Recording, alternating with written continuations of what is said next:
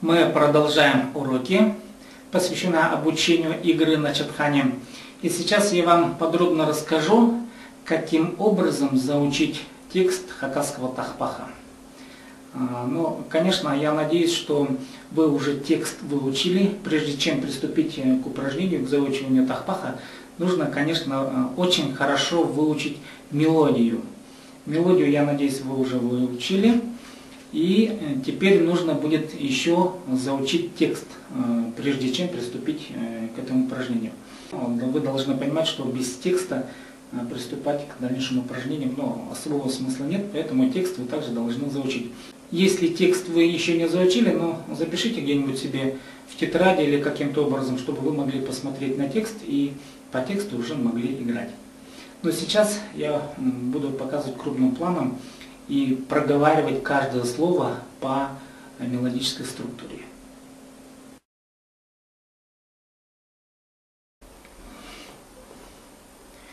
Ну и вот теперь текст, каким образом он прикладывается к мелодии. Первая строка, первые две строки.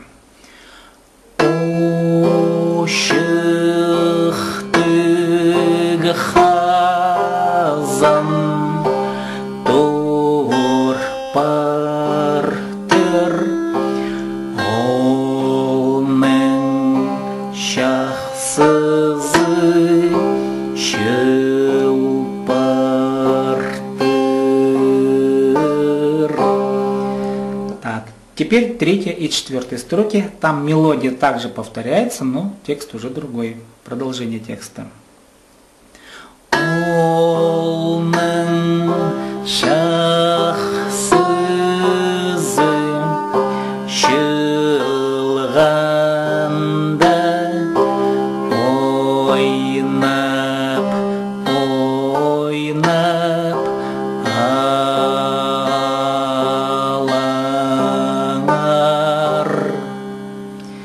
Это первое четверостишее. Теперь следующее четверостишее. Мелодия также сохраняется, но слова другие.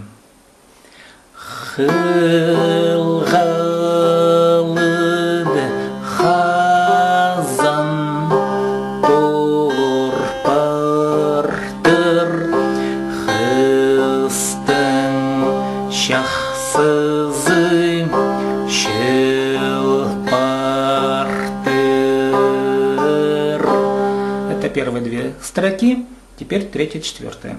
Во втором четверостишии.